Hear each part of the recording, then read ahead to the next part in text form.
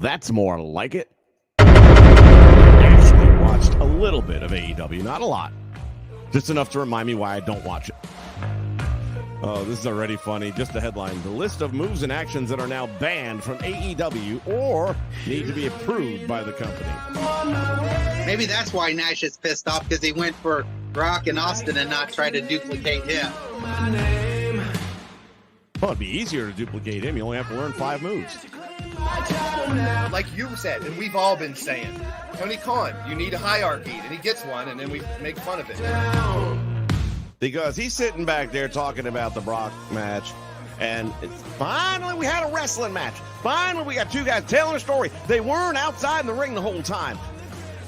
One of them was he not watching the same match as we were?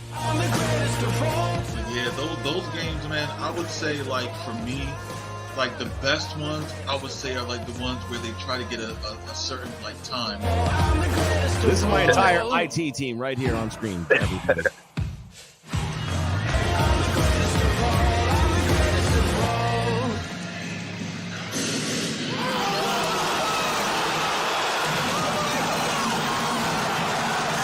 And now Wrestle Chat with Vince McMahon.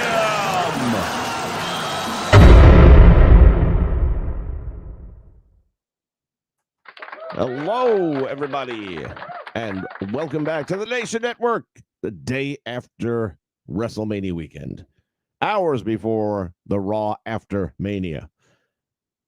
So, what do you want to talk about? All right. Well, I gave my review of night 1, and it was on par with what the majority of the community I've been reading and hearing from had to say. Was underwhelming, I think, is the best word used. And it was an earned review. Yesterday was night 2. They had to bring it. They had to do better. They did. Before we kick this thing all the way off, though, let's do it the way we always do. I'm going to bring in my sidekick, my partner in crime, the one, the only J-Rocks. Oh, we didn't get to do night 1 together. I know you watched it at a much later time frame. I don't know how you managed to stay up that long to do that, but you did. Good for you.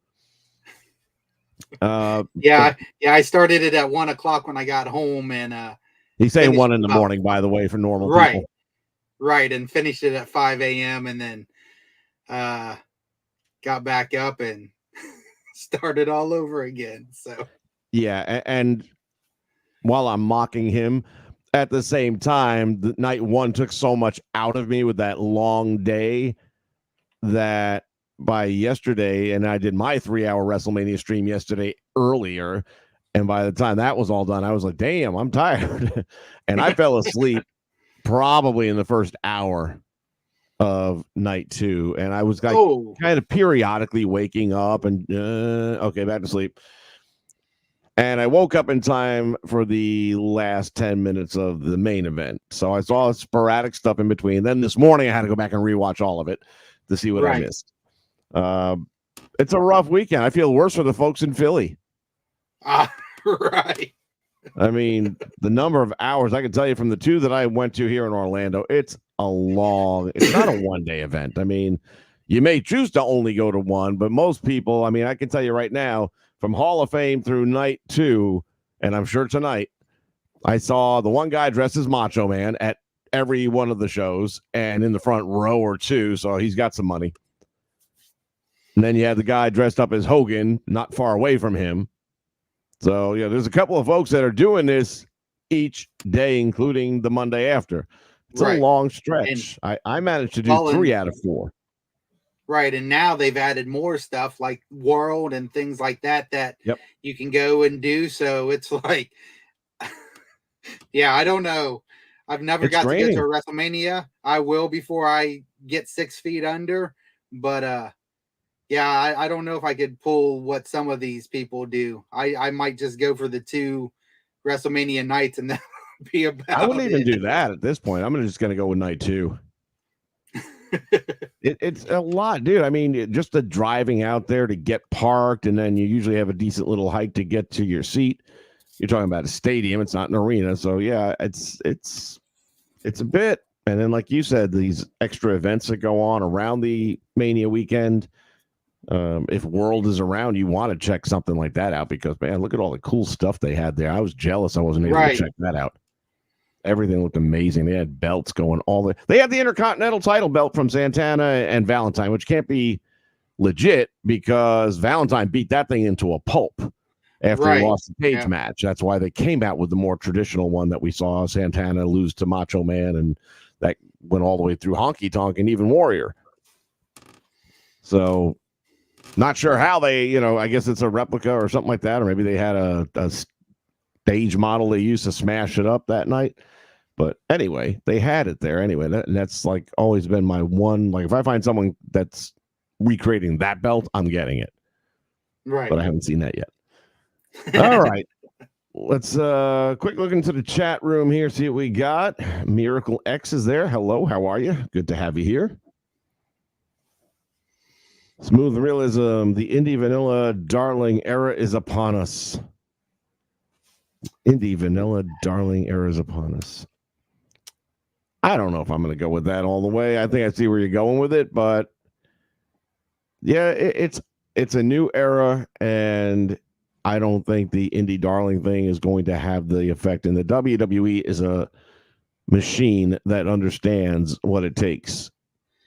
And right now, there's a lot of these indie darlings that they didn't get. They didn't make that big a fight for. And I love one thing I heard Triple H say, and I'm not saying he was directing it at Will Ospreay, although he was, where he's, look, I know there's other guys out there doing what we're doing. They're not doing it like we're doing it. But he says, if you wanted to get into professional wrestling to be a WWE superstar, then there's a grind. And right. Looking and saying, well, I've got an opportunity to go over here and I'm going to work half as many dates and make this much money, then go. You're not for us. We are looking for people who are here for the grind. That's the reason the WWE is where they are and why Tony is where he is. Period. Yep. More to come on that after. And that's what I was going to say when you read that from Smooth was that's more of a AEW type deal than it is. I mean, yeah, that's what I'm saying. I saw where he was going. Right, but you've also got to look at you've got those guys that came from the indie circuit, like Kevin Owens, fucking Sami Zayn, Johnny Gargano, Tomasa. All those guys came from the indies, but they put in the fucking work, like you said. They wanted to be superstars there. They didn't want to be, they knew what it was going to take, and they fucking went there, and they've done it now. So, yeah, are they going to get their pushes because Triple H is in charge? Fuck yeah, they are. If they earn them. Right, and they have earned them. There's the difference. But see, that's the thing. They've put in the work. Years down in NXT. Years under Vince on the main roster pulling up with his bullshit. So, yes, they deserve to get the pushes that they're going to get now. That they are getting now. Hunter Iggy wants to know my thoughts are on Stephanie McMahon being rehired by TKO. I didn't know she was rehired. I just know she showed up, and I was happy to see. Look, we can say everything we want about old Vinnie Mac, okay? Let's presume everything is true. He's a son of a bitch. That said, none of us were watching wrestling this last weekend if he didn't do what he did in 1985. Period. Right. So to completely ostracize the man, he didn't kill his kid and his wife, okay? He just dipped his wick where he shouldn't have. Yeah, I'm saying there's different types. We're not talking about like Benoit, where I get why you're trying to wipe that completely out. You don't want in any way embellish or promote, is a better word, someone who has that history. But they've went back on that, though, because I was just watching... They went back on what? Like trying to wipe Benoit out. I mean, I've been watching matches of his on. I was watching him and Jericho back from SummerSlam. Oh, the matches are always there. They're just not promoting them. Well, yeah. Like for example, when you go into the library of all the old Coliseum videos, which are all still there and stuff like that, you're not going to find Hard Knocks, the Chris Benoit story. Yeah. So happy I have my DVD. That's they're not printing those anymore. And the fact that Heyman mentioned Brock Lesnar like 12 times during the fucking promo.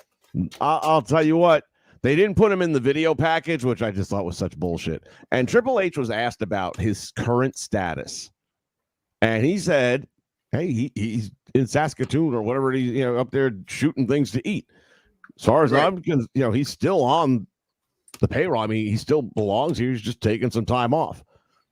So well, if you look in the new opening credit that they do for Forever, his face is right there on it. Oh, was Lesnar in it? Yes, he is. In the I middle. heard it wasn't. I didn't notice it, but I only watched it once, and it's kind of quick, so I'd have to go back and. He's off to the left side. You have to look real close, but he's in there. We hit him as best we could. I mean, he was part of that era with Triple H and all of them, and of course he was. Kurt and stuff. So it's like, but so was Benoit. And you ain't gonna find him off in the back corner anywhere. Well, again, nothing's been proven about Brock, and no, if he did do something, again, he dipped his wick where he wasn't supposed to. He didn't kill somebody. Yeah, so and not for nothing. I mean, for that to all have happened, she had to show up somewhere. I mean, it didn't happen anyway. Right. Everyone admits it didn't happen. It's an invitation that, due to weather conditions, is the main story I'm hearing, prevented him from making the meeting. Whatever. It didn't happen. Yeah. Anyway, moving along here. We digress. I did not know that Stephanie was rehired. I thought she was making an appearance, but either way, and this is how I got sidetracked, to not have a McMahon at a WrestleMania would be sacrilege. Right. So I was very happy to see her there. I was really happy that, she's still got her spunk and all that. And the overall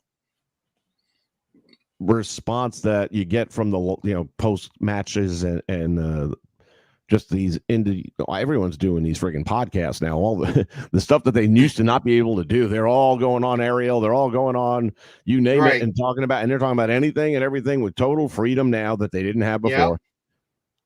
And the atmosphere is amazing. They all love what they're doing now. And one of the things on my notes over here is just how many people were taking shots at Vince over the last several days on WWE. Yeah. About how much, but Paul Heyman's whole promo on Triple H during his Hall of Fame was a fuck you, Vince. Yes, it was. Yeah.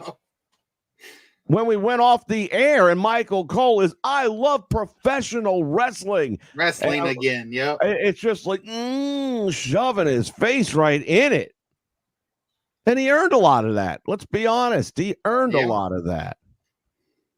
But I'm glad Stephanie was there. If she's rehired, that's cool too, because guess what? You can name her all you want. She didn't do nothing. And even if she was aware of something happening. Right. I'm going to say she is hired back in some capacity, because in the press conference, Triple H specifically addressed that, said, I'm glad for my wife to be back home. So I didn't hear him say that. I guess I didn't equate that to having an official position. Well, I only do that because that's how most people address themselves when they come back to WWE. Punk did. He's like, I'm home. This is home.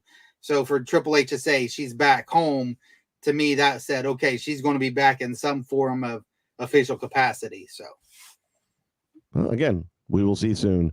Purist is back. How you doing, man? Likes the new. What time out for you? Appreciate that. The resurgence era. Look, it's a new era, period. Yeah. And new is definitely long overdue. It's good. And you know who's having the biggest shit fit about all this. And again, we'll get into this a little bit later, but that's that guy over there on the TBS network. Yeah. Alexander, the new Judgment Day. I feel like, you know what? Let me go through the recap and then we can get into all this other stuff, because we're going to be just jumping back and forth. So we kick off last night, and I was fully awake for the opening match with no problems at all, and thought it was going to be a 30-second match for a minute there, and I was like, that's interesting. I wanted it to be a dominated match, and again, if you look at my stream that I did, that's my, when people ask me my predictions, that's the show that I put on the day before or the earlier in the day. I did watch that, by the way, after you asked me to, so very. Cool. Very interesting. So what I was about to say is if you look at the cutscenes that I put together for the certain matches that I decide to put him in for, you might say, oh, he took that from Mania Night 1, or he took that from this over at Impact. Or I can pull up the videos, like when I recorded them, it'll show you the date and everything. I did all my shit a week ago. So if there's any resemblance, it's because I was right. It's because we're better at booking than most people are. Well, they're getting pretty good now. Mm-hmm. Matter of fact, in my show yesterday, so thank you, 2K, by the way, got to give you a shout out, right? I wanted to try something I hadn't done before, so I booked half the card in universe mode ready to go with the daytime arena. And then the next day in my universe would have been the nighttime arena. But what I was going to need is time to set the next 5 matches up. So that's where I put together this little capsule of some of my old content in WrestleMania from 2011 and some of the more recent stuff from a couple of years ago, because that bought me 13 minutes to build those 5 matches up. Well, here I am into the first match on my show, and I'm in the damn dark arena. I'm going to go from dark to daylight, you sons of bitches. Which is kind of what happened, but that was a 2K thing. Everything since the patch messed up. I had to completely delete the universe and redo it. So 2K, love you. And I still ain't bought it, but that's another stream. So. But in mine, anyway, Drew beats the shit, and it was a sim match. I didn't play it. Drew beats the ever-living shit out of Seth Rollins and pins him, and that was pretty accurate to what happened. Yeah. I just thought they were going to do it in 10 seconds or less, which I don't think that would have been fair to Seth, and I'm glad they did it the way they did. I don't think I would have enjoyed it as much if it would have been that quick. It was nice to see him hit that Claymore right from the beginning. You're like, holy fuck, you know? I jumped up. I'm like, are you fucking kidding me? No, this is not how this is going to end. And luckily he kicked out, because they had some great spots where there was multiple reversals in that match. I was really impressed. So I was happy with that. But anybody who tells me, well, we haven't got there, so I'll leave that alone. So it was well done. And my first thought when he hit the Claymore is, holy shit, this is going to be the AJ kiss on Daniel Bryan's all over again. Right. Where she gave him a kiss, turned around, lost the match. Boom. So glad it didn't go that route. And then afterwards, Drew's celebrating. Goes out, gets in the face of CM Punk. Keeps on pushing it. Punk takes off. The arm gear, he'd already said days ago that he could go, but they won't let him yet. They're being a little overprotective, but we get why. Yeah. And it wasn't just talk, because he took the arm brace off and he went to work. Brief, but he went to work. Now, did he do any real damage to Drew, like with any big moves or anything, or GTS? No. And then all of a sudden, here comes Damien. I'm like, motherfucker. Yep. And I kept hoping, because you got 2 more months before you have to cash it in. It's like, let him have a month with the damn belt. I was so pissed. I just like, I want Damien to have it. Don't get me wrong. I just want Drew to have it with a live crowd and have a 2-week. Huh? He would have, had he not won and been a dick. Yeah. He could have walked up the ramp, been just fine. He'd at least had it till Monday. Had the booking team not told him what to do. Right, exactly. So that's where I'm saying I'm pissed at the fact that they didn't let him have it for a month. Let him take it to Backlash and lose it there. Let him win the match at Backlash, whatever match you're going to put him in. Let him win the match. Maybe a return match with Seth, and he wins again to justify his title reign. And then Damien comes out and does all that. Here's what you got to look at. Clash of the Castles is in Scotland this year. He will go there, and he will win it in front of his family and friends. There's a lot of talk that his contract is done. Well, it might be. So he won't, he could resign because Tony has some show coming up over in the UK too. So that was. I'm just saying, you never know what's true anymore. Triple H is smartened up, and he feeds these internet folks what he wants them to get. I guess if I'm looking at it from the Booker point of view, if he's still signed with them, if he renews his contract, that's probably what they said. Say, hey, we'll give you the win here at WrestleMania. You'll have that in front of them, but we're going to give it to Damien at the end. But then you can have it back in Scotland in front of your friends and family and do it right then. I hope so. I mean, to me, honestly, that would probably be more important to me winning it in front of my hometown than it would be on WrestleMania. Honestly, it would mean more to me. Because, like I said, I was just like, man, I'm so tired of this guy getting fucked. His whole career has been a screw job. But anyway, that's how that goes. On the internet, they gave it an A-. If we're doing A's, B's, C's, D's, and all that stuff, I might go B+. It's too short to be an A-.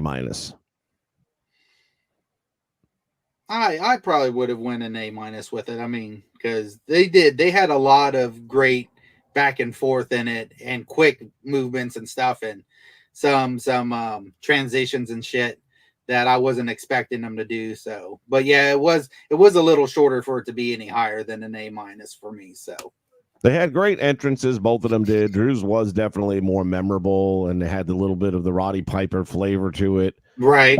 By the song choice along, which I know is a very well-known song when it comes to the Scottish hit heritage, but it made, and of course, even Punk made a comment about that's what I was about to say. Yeah, it was sacrilege. Yep. Let's see. It took me a minute to understand why he was saying that. Oh, no, I got it right away. Oh, I got it instantly. I didn't think it was sacrilege. I thought it was paying homage very nicely. So, well, of course, Punk's going to say it's the opposite because he's feuding with McIntyre. So, yeah, that's true, I guess. We had the Pride going up against the Final Testament in a street fight. And that kicks off by introducing the special guest referee that was not prior announced, right? No, he wasn't at all. I didn't think so. I was like, how did I not hear about that? So Bully Ray. No, because when they said special guest referee, I was like, who the fuck is this? And then he hit the old music hit. I was like, oh shit. Bubba Ray Dudley coming on out here. This was a fun match. It was a fun match. I'm not believing that the Final Testament's going to be around very long. I just, we'll see. I mean, when you listen to Damian Priest talk in the presser afterwards about the Judgment Day and its first 3 months, and we were all there in the sense where it looked like it fizzled out pretty quick. Yeah. I didn't even know if I was still going to have a job. And now they're one of the hottest stories, one of the top two. Yeah. So this maybe could go somewhere. And like he said, though, in that same thing, it was because their chemistry, adding who they added at the right times, that's what made them fucking blow up. And unfortunately, as much as I like Karrion Kross, I love, Scarlett. The two I like of them her more. together. Yeah. Well, especially in that outfit from last night. Yeah, I like her a lot more. It's just, I don't see him as the leader of a group. And I don't know. Let's put it this way. If this doesn't work, you got no one to blame but yourselves, because creative has been really free. And I do see a different energy in him. Yeah. Even in the ring entrance and how, he gets in the ring with the team and he's like leaning over the ropes and how he's the facials and everything. I definitely see a lot more personality than I've ever seen up to this point in the WWE with him. So even Roman, for the longest time when he was being shoved down our throats and we couldn't stand him, I'll never forget the turning point. It was when he was doing I think it was pre-Mania or SummerSlam, whatever it was, where him and Cena were getting ready to do a program. And it was Monday Night Raw, Cena's in the ring and they're doing a promo and Roman's kind of forgetting his lines. Yeah. And Cena looks at him and says, "It's called a promo, big man. You're going to have to learn to do one if you want to be big dog around here." And he laughed. The crowd got a laugh out of it. And from that moment on was when he kind of apparently had the conversation. I'm not doing scripts. I'm doing me. Right. And all of a sudden he got over. What a fucking concept. Yep. It's amazing. So Karrion Kross, you got nobody to blame at this point. You got freedoms that all these other people haven't had for decades. Now take it. I think he can. We'll see if he does. Yeah. The match itself was a lot of fun. the fact that Montez Ford almost ended up in the fucking front row because Gosh, damn. tell me Even he on the don't have replay, it some- was even worse because his nads barely cleared that post. Yeah. I'm like, He had to- "Ooh." Dude, I'll tell you, there were some spots in last night's show, but that was definitely in there about for one of them that was just insane, man. He almost wiped out the cameraman. I mean, it was like he was coming into your living room. It was a hell of a shot. Hell of a shot. But at the end of the day, the Pride defeats the Final Testament. Not good if you're trying to build them up into a New Day kind of faction. Right, and that's what I was thinking too. They got to get a win somewhere. They do. But all in all, Bleacher Report gives it a B. I could go with a B because it's not based on the wrestling. It's based on the entertainment value for that match. And they hit all the little spots. I loved when Bubba Ray gets shoved by Karen, then he reaches in and pulls out the old glasses with the tape on and puts them on. As this is what this match needed. It's perfect. It's in Philly street fight. Bubba Ray's your rep. Now he's got the glasses on. The next thing you know, he's instructing him how to spread his legs apart. And then get ready to jump off. No, wait. And then he gets in position to do the what's up. It checked all the little boxes that you would want. So, and then the whole smacking each other in the chest till it got around to yes. And 70,000 plus saying get the tables. Get the tables, yep. What I was saying I can go about with a B on that. What I was saying about night one recap is that I get while you're in a stadium, a lot of people, a lot of ticket sales, a lot of money. Gotcha. Merchandise, all that shit. Gotcha. But it's a lot harder for 70,000 people in an open air stadium to sound excited because the sound goes up and out to nowhere land. Right. Well, when they said get the tables, you heard 70,000 people say get the tables. I think I heard them here in Ohio, and that wasn't even on the TV. So I can see that. Triple H had a great one in the post press conference. It's a lot of people. We're in the back and we're watching this, and one of the guys says to me, "Boy, the crowd's a lot better tonight." And I said, "Yeah, they're not frozen tonight." Right? Yeah. How cold was night one at the by main event time? It was still 40s? like on. It started off about 53, and I think it was about 10 to 15 degrees colder by main event. I mean, not for nothing, man. If you're traveling to Philly and didn't do a check on the weather, that's on you. If you're living in Philly, you're there for Eagles games in the winter, so this shouldn't be a big deal. All right, moving right along. Yes, Snoop Dogg was on the commentary. I guess it's a new day for sure, because you can say a lot of stuff you couldn't say before. Yeah. Damn, promoting weed. I love it. And yeah, Paul Ellering's first WrestleMania. Yeah. How in the hell is that possible? My automatic image was him at SummerSlam in England with the LOD coming on the motorcycles. Right. And I'm like, how were you there for SummerSlam and not there for Mania before or after? How'd you miss that boat with the hottest tag team in history? So I'm thankful he got this. We talk about a career that wouldn't be complete. Yep. B-Fab went through the table with Scarlett. Decent spot. In the replay, I see that B-Fab was kind of the second through the table. And Scarlett's wearing these things with spikes on them up. Like, damn, yeah. She could kill you like that. Oh, and then, of course, before we move on too far, I forget which one of them they put on top of the table. Oh, they put Carrion on top of the table and it broke. Right. It's like, if you're going to gimmick a table, which I really don't get, these tables are going to break on their own. Right.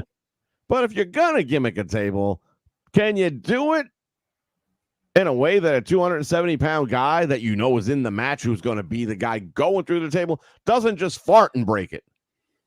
If you go back and watch right after that happens, read Bubba Ray's lips. He's like, "What the fuck is this shit?"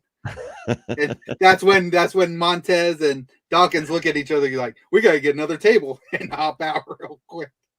Yeah, in ECW, we didn't gimmick tables. We put people through them. Right. That was the one thing I had to jump back to night one about when they put Austin through the ladder. You can see where it was painted and fixed for it to break on him. And I thought that was so cheesy. But, I didn't catch that. I'll have to look at the replay. Yeah. Again, I know you want to make sure everyone's safe. Oh, yeah. But still, yeah. You got to make it look real, though. Not paper flopping in the breeze that had been painted over where you cut it in half. Yeah. Real glass. Cry me a river. No, we don't have to go that far. Third match of the night, we had LA Knight against AJ Styles. It's alphabet soup time. No titles on the line. No special stipulations. Just a lot of ass kicking. Hey, let's not make every Mania match a special stipulation match. Let some of the stuff be wrestling. Yeah. So this was one of those matches I was nodding in and out of a lot, and I still haven't had a chance to watch it bell to bell, but I did watch more of it. And yeah, a lot of people are saying the same thing I felt, which is that for LA Knight, this is probably the best performance he's had in the WWE.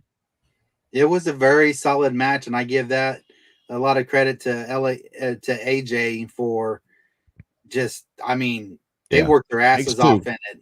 Yeah. For again, like you were saying, for it not to be a gimmick match, for it not to have a title, for it not to have anything special, just two guys who are pissed off at each other and want to whoop each other's ass. It did what it needed to do. They went in there, whooped each other's ass, was a great match, and of course, LA came out on top. So Bleacher Report gives it a B+. Again, from what I've seen, which is probably about 75% of it, I would agree with that. I thought it was a really solid wrestling match. Yeah. Nothing wrong with that. One of the comments they make here is every time the WWE showed the wide shot of the ring, the Slim Jim logos became very distracting. I'm going to take that a step further, and I was going to talk about this later, but since it's here and it's on my mind, again, I understand business, publicly traded company, money. I know you guys don't take commercial breaks like the Super Bowl. I get it. So you're going to get that advertising dollar wherever you can. But now you've hoarded yourselves out so much that it is distracting when your guardrails are flashing Slim Jim and you've got Prime painted in the middle of the ring, looking like a penis if you're in the wrong position. The one that got me was the men's wipes during the women's match. I might have missed what that. Go back and watch it. I was like, the women's match, what are we talking about? Which one? I guess they couldn't. It was Bailey? Bailey and Io, yeah. Okay. They couldn't, I guess they couldn't got tampons or something like that to promote during the women's match. They had to do men's bathroom wipes. Wait, are you talking about like if you have the Prime network, the Peacock network, rather, some Extreme Plan, whatever the fuck they call it, where you don't have to see the commercials, they'll show you the video package leading up to the match. No, this is on the LED poles. On the LED down on poles. the front. Okay. I guess I got to pay more attention to that. Men's wipes on the women's match. That's almost as bad as the Domino's pizza ad during the pizza cutter being used on Moxley in AEW that time. Yeah. Timing, gentlemen. Timing is everything. German suplex from LA Knight on the top rope was awesome. I'll agree with that. It was a solid spot. All right, moving along. Logan Paul against Kevin Owens against Randy Orton for the U.S. title. We had some more of the comedy similar to that which we had with Bubba Ray. Yeah. This isn't the match for it, though. It's like we had our comedy match. You got LA Knight. You've got Randy Orton and Kevin Owens doing a double team on Logan to open the match. And they're sticking with that for a little bit, right? And then there's this quick moment where Randy is going to go for the RKO and it doesn't happen. And Kevin's like, what the fuck? I thought we were doing this thing here first and then we were going to do us later. Sorry. My bad. Do we want to do this now? You want We'll do it now. Fuck it. Let's do it now. And they start throwing punches on each other. If it hadn't happened with Bubba Ray a couple matches ago, I'd be more with it. But we just had the comedy thing. And honestly, you three guys don't need it. Right. Just fucking. I can't remember what event it was years ago. It was one of the big ones. And it was John Cena, triple threat with Shawn Michaels and Triple H. Yeah. And the bell rings, and the three of them are staring each other down, and Triple H and Hunter are both looking at Cena, and Cena's like, oh, this is going to suck. And then all of a sudden, out of nowhere, Shawn Michaels super kicks Triple H to start the match. And everyone is like, what? Yeah, Cena was even like, okay, that's interesting. And I'm not sure he knew. I don't think he did. Yeah, I got a funny feeling they all agreed on how the match was going to start, and then right before they went out, or like he went through the curtain and did his entrance, and then Triple H says to Shawn, "Hey, hit me with a super kick. I'll fall out the ring." Yeah, and Cena's reaction was fucking gold. Yeah, but anyway, that would have worked in this match. You could have done, and you don't even have the deep-seated friendship like you had with those two. It didn't really take that much away from it for me. I just would have preferred that they would have stuck to a more serious tone. And yeah, of course you want to double team Logan. Yeah. I mean, but once they got past all that, I think it was a really solid match. A lot of good, again, a lot of good sequences between all three of them and shit. And Logan doing the swanton into the frog splash. Logan, I mean, you can hate him if you have to and all that, but the boy's he's good at what he's doing. Yeah. His own quote, I'm done with boxing because I'm much better at wrestling. Fact. Yeah. Fact. Yeah. There's something to be said for choreographed fighting. So, yeah, he finishes it up after RKO on Sammy, and then he throws Randy Orton out, jumps up top, hits the frog splash perfectly, and ends up getting the win to retain. No big surprise there for me. They gave it an A-. I'm thinking a B+. Yeah. Tributes to Bray Wyatt will always be beautiful. Yep. What tribute did they do in that match? They didn't do it in that match. After that match, when they announced the Hall of Fame. Hall of Fame. Got it. And both Wyndham and Rotunda had two different Bray shirts on and stuff. My bigger question is, are those the actual USA jackets they wore in 85 and they still fit? I don't know. They look like they could be. I know. Had them put away for a special occasion. All right, that brings us up to Io Sky versus Bayley. By this time, I was already out cold because I missed the entire match. I had to watch that back separately. What do you think? I can't get on board with Bleacher Report, and I want to. I can't. I don't even have to know because I was actually kind of disappointed with the match. Okay, I'm not alone. I mean, I love both of them. Yep. They've said it all. They said it all night. Io is one of the most underrated women, has been for a while. But for me, and I don't know if it's because Bayley actually tweaked her foot in the beginning of the match or something. It just. I thought she was selling that. I thought it was the knee, the leg. Well, when she came out for the press conference, she was limping in and out too. So but I think she's just a pro and she's selling it.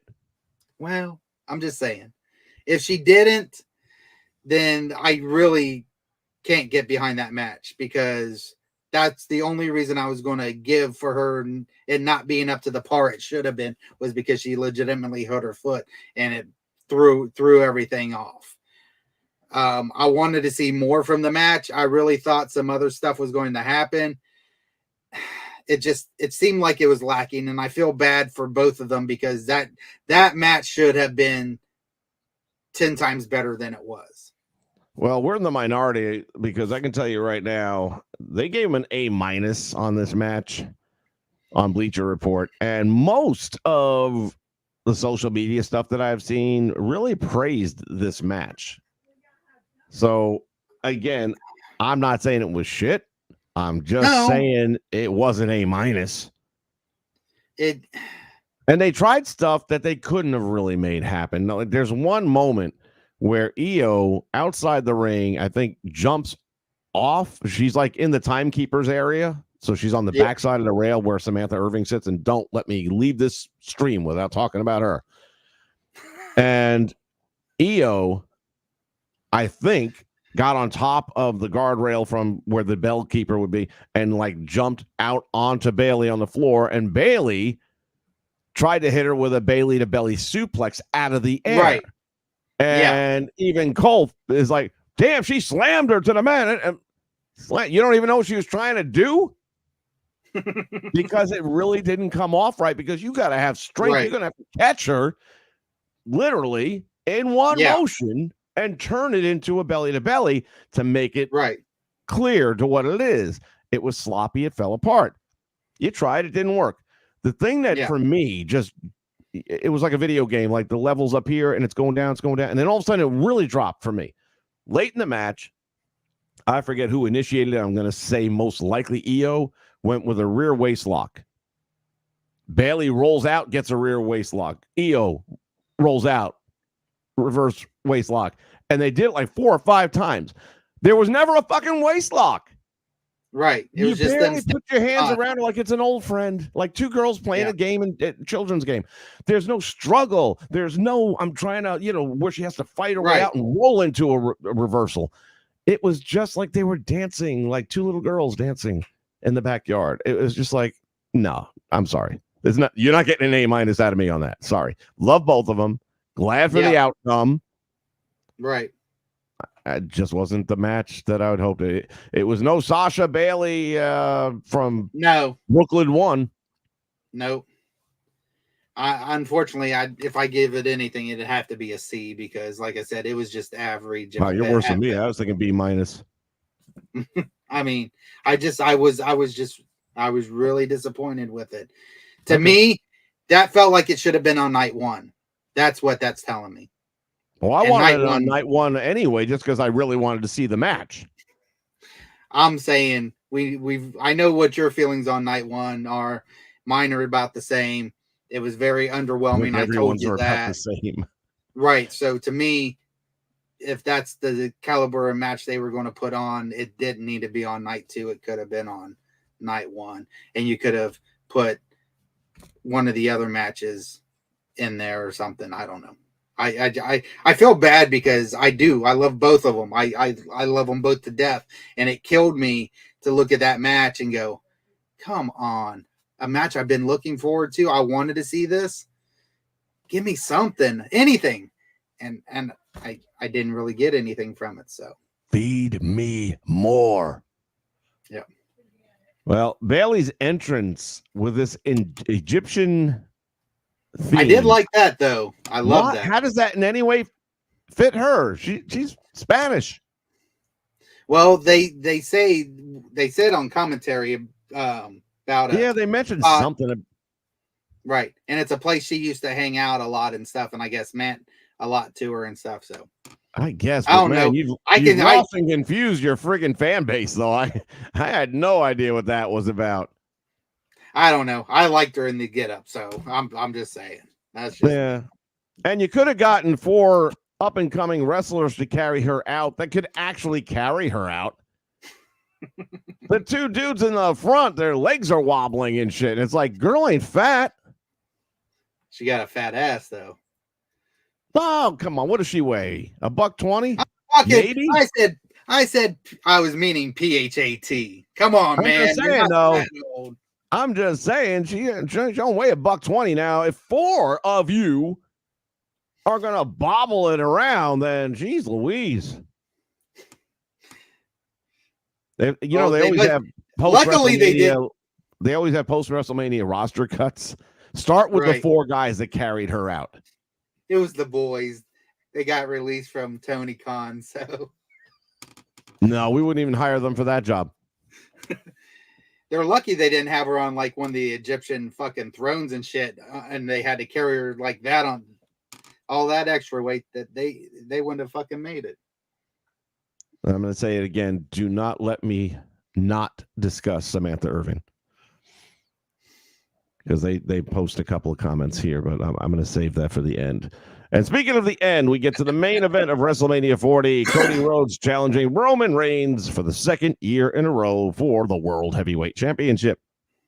The undisputed. Well, it's hard to, dispute it when you don't defend it. That's true. Just saying. There was night one presser with The Rock. And the question was there a point in time where you knew that it was time to come back to wrestling? And I'm answering it for him. Yeah, as soon as I saw the box office tabulations from Black Adam. I saw you post that. I'm like, does anyone not know why The Rock is back in wrestling? Because his Hollywood career is done. That said, main event, Cody Rhodes, Roman Reigns. I just got done watching it bell to bell about 2 hours ago, and that is how you end WrestleMania. Now, here's the fun fact. Again, if you go back to my stream that I did, and when I took that 12-minute break, the show I did in 2011, the main event was almost identical. I had run-in after character based on their history with this one and the history with that one. And I'm watching this happen last night going, son of a bitch, that is almost identical to what I did. So I'm going to see if Hunter's going to cut me in on any of this paycheck since he's stealing all my shit.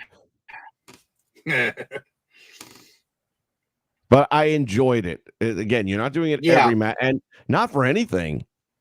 We're on the last match, and there have been no surprises. Right. Yeah, right. There's no MJF for this. Yeah, there's no MJF. And quite honestly, if there is an MJF, it'll be tonight. They weren't going to do that at Mania and take any spotlight off of anybody else. Right. But you didn't have... Okay, I guess I can talk about it now because mine's up there. The thing that I did with Chelsea Green, and Adam Pearce, why the hell, man? It's like perfect way to introduce Matt Cardona, and I'm not going to give anything else away because I got plenty more going with that storyline. But I would have loved to see something like that. We didn't even get a Matt Cardona. That's my point. Match was really good though. A lot of hits, it was back and forth. Look, early on, you hit with a disaster kick. We just know he's kicking out. It's way too early in the match. Nothing else has happened. Nobody's gotten involved in a bloodline rules match, so we know he's not getting pinned. Same with, you hit Cody with Superman punch, he's going to kick out.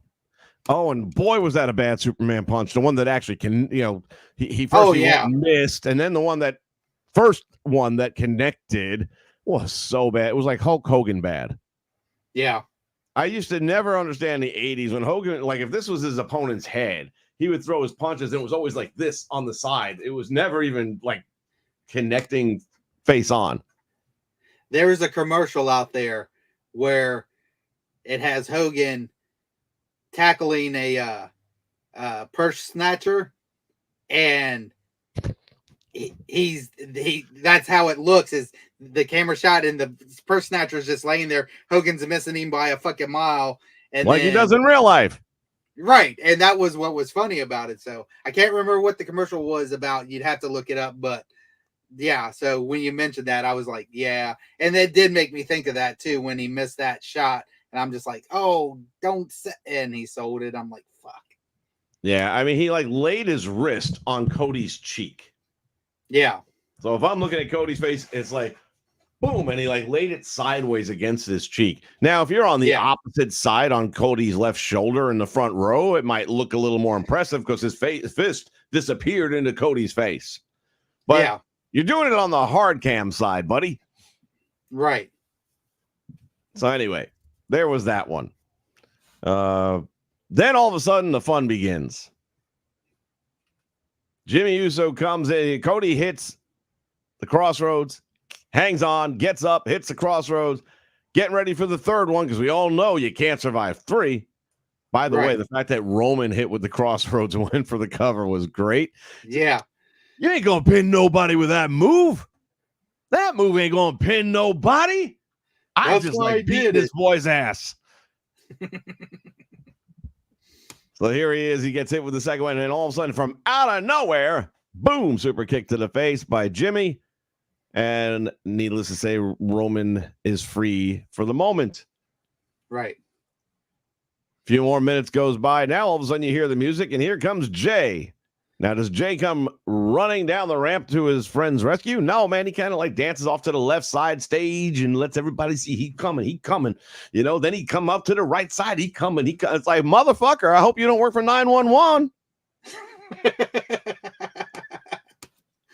I mean, I need help now. Then he finally kind of shuffles his way down, and then now Jimmy's going to meet him halfway because that's, you'll have to bring the body to the friggin' ambulance at this point. And, they do a little back and forth and then spear off the ramp through the carefully designed breakaway boxes that are there to break your fall. Yep. Could you not show the boxes next time? I mean, we all know they're there. But from a camera standpoint, if they would have just gone into the abyss and disappeared, better yet, put some of that cloudy shit in those boxes so that when it goes in, this big flume of smoke comes up, and that's it. That you just don't see them no more. Right. They're gone. There was the moment where Cody went under the ring to pull out the table. You know what I'm about to say. Yeah, because I saw it live I saw it live, and then I've just seen the clips of it on Twix. Talk about, look, you kept one of the legitimate goats of wrestling underneath a fucking ring for 3 hours. And now you're going to pull open the curtain and see his arm? Yeah.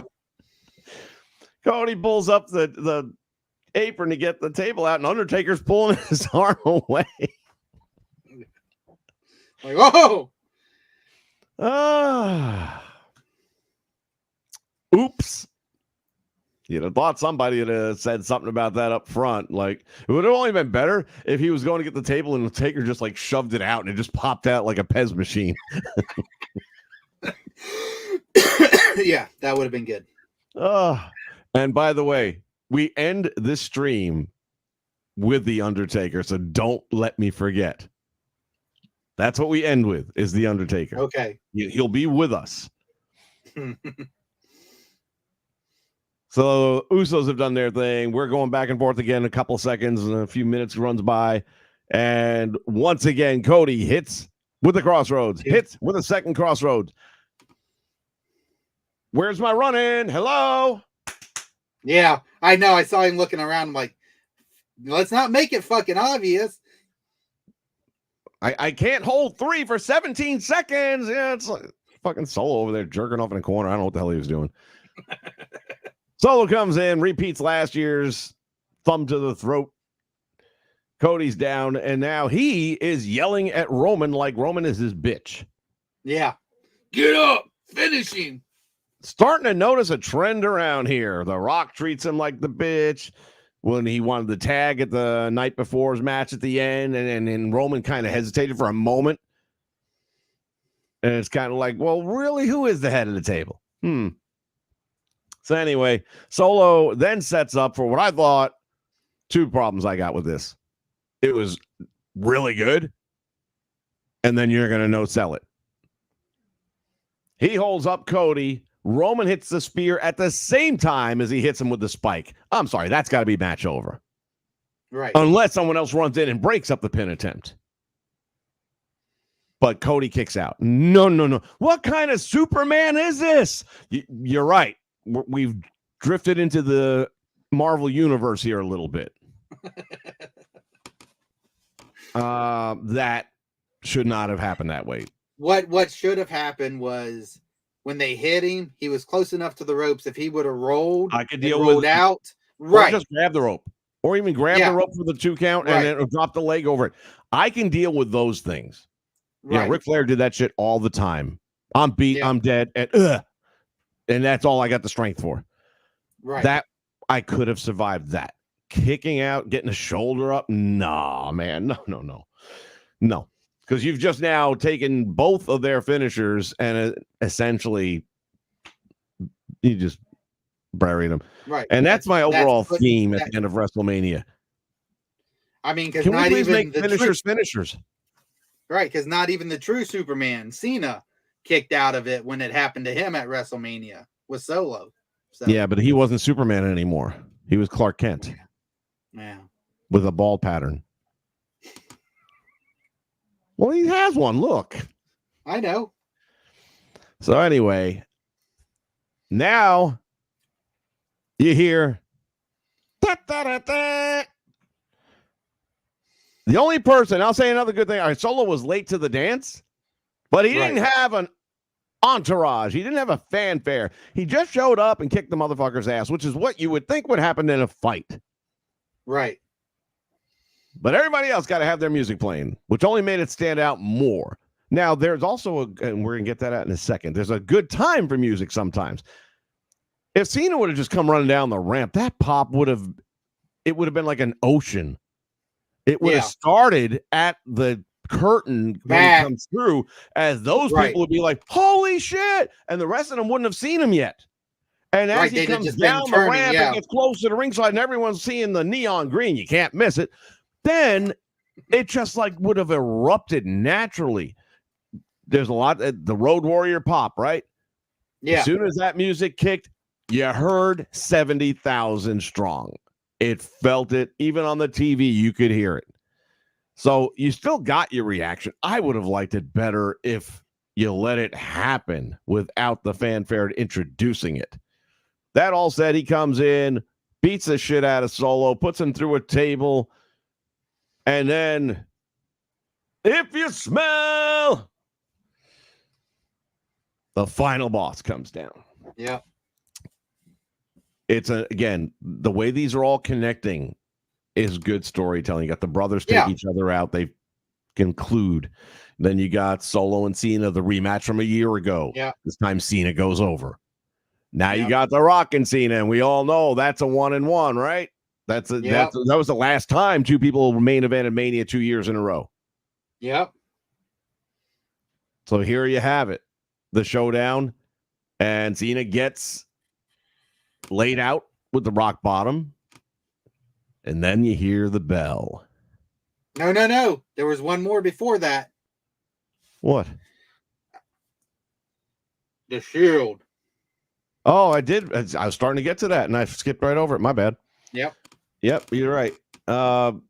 When you heard the Shield's theme, and this is why I was saying that was the one song that was appropriate to use for a number of reasons. Yep. A, when was the last time you heard that fucker? Right. B, let's be honest for just a minute, shall we? Who did we all think might be coming down the aisle? I mean, I'll admit it. I thought it was going to be Ambrose. My first thought is his contract up? We're all waiting for MJF. And maybe we got someone else. But everyone was thinking the same thing. That pop was not for Seth Rollins. No, that it wasn't. pop was for the assumed John Moxley / And to be honest, I guarantee you that was Seth's idea. He probably knew that's exactly what would happen. So that was brilliantly done. Seth getting in the old gear for old time's sake was cool. Yeah. Comes in with a chair behind Roman, but gets taken out. Oh, no, he's behind The Rock. He was going to take out The Rock. Yeah. And he gets taken out by Roman with the super punch. Right. And then you hear the bell. Yeah. Lights out. Lights come back up. Undertaker is mean Mark Callis at this point. He's sticking with the Mark Callis thing more than the Undertaker. He's in regular street clothes. Just I don't looking know if I as pissed as always. Yeah, I mean, I'm thinking to myself, I don't know if I would have liked it better to see him in some form of Undertaker gear with the trench coat. I mean, you're living under that ring for 3 hours. You'd probably be a sweaty mess just being down there. And then you got to put the hat on in the dark and coming up. So I get it. And he's pretty much put that character to rest now. At this point, he's Mark Callis. Doesn't mean Mark Callis might not get in the ring, kick your ass. Right. So anyway, he's there, turns around, choke slams the Rock. Lights go out. Ring is clear. It's Roman and Cody. Roman's got the steel chair, is about to take out Cody until he looks over his left shoulder. And there he sees the back of Seth Rollins. Talk about closure. That's all I got to say. This whole match was about fucking closure all the way around. So go ahead. They did a great job with all of it. Like I said, there was a method to the madness. It all made sense. Was it a lot? Yeah, it was a lot. But guess what? We loved all of it. Yeah. I don't want this in the next title match that Cody has. I want him to have a wrestling match. Period. Bell to bell, no interference. Right. Have a match. And that's somebody that I follow on Twitter. He said it perfectly. He said this was one of the most fucking overbooked matches at WrestleMania, but god damn it, we loved every minute of it. Yes. Because it all made sense. Yeah. So Roman takes the chair and returns the favor from 10 years earlier when the Shield split up and Seth waylaid him in the back. He takes that chair and smashes Seth Rollins in the back, who takes the exact same fall that Roman took 10 years earlier as well. I mean, it was literally recreating history in front of us, which was perfect. And then, of course, Cody hits 3 Cody cutters or crossroads in a row. 3 crossroads in a row, becoming the new unified, undisputed champion of the world. Now, one thing I have to say about that, when Undertaker, Cole's reaction when Taker was standing there in the ring was priceless. He's like, holy Christ, it's the dead man Riz. I was like, yeah. There was at least one point where I heard McAfee say, holy shit. And I don't know if it was from that or some other point earlier in the match, but there's a lot of freedom, and not for anything. Glad this just came up. So The Rock is coming down to get involved in the match. And for like the 3rd night in a row, we can't hear half of what's happening because The Rock's got to drop F-bombs left and right. Right. Dude, you're hurting the product. When we lose 10 seconds of audio, there's no point in you having said it because we can't hear it. So maybe, expand your vocabulary and find some other words that can still get your anger across and we can actually hear it, because it's ruining it for me. Right. Now, on the other side, this was a pay event. Yeah. It's on Peacock. You can't just turn it on and watch it. You got to pay for it. Right. Why I can't say fuck? I'm just asking because you can watch any of the Walking Deads now. Yeah. They all say fuck. Yeah. That's on AMC on regular TV where any kid could be watching it. You're not PG-13 anymore. Clearly that door's closed.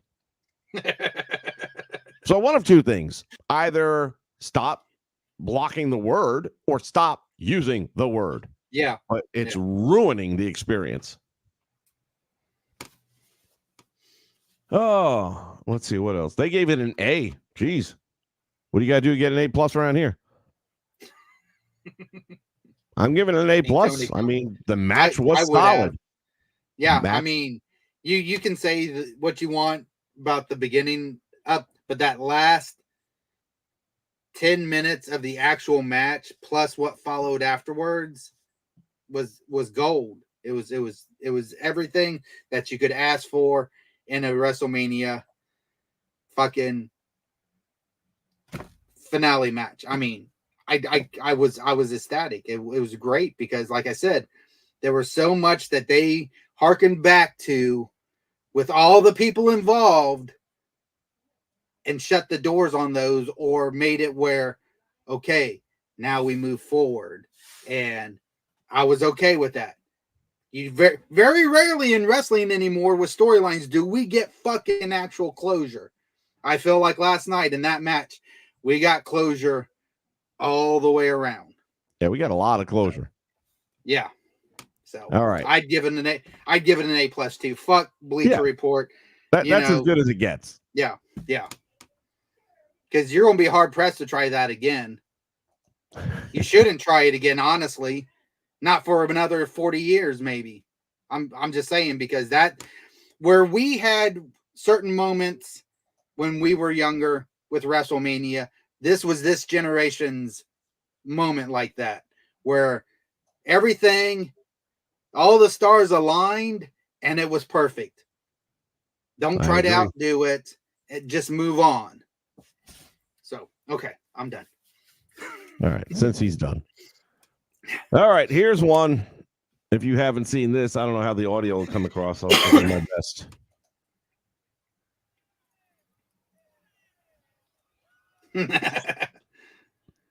In case you don't know, that's Ricky Starks. Right.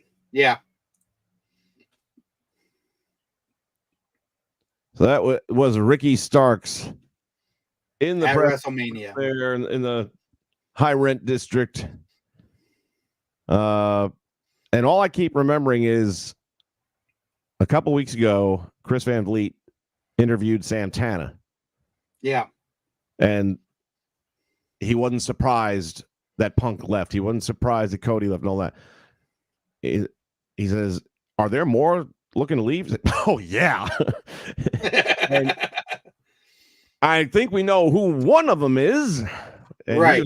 He's also really tight buddies when it comes to him, and when Punk was there, Starks and Punk were really close. Punk was a good was definitely in his corner. Yeah. Because Punk actually had plans for him over on Collision and wanted to do a lot of stuff with him. And I'm sure he'll be able to, because I got a funny feeling.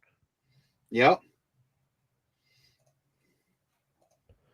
All right. I told you guys we weren't going to leave without talking about this.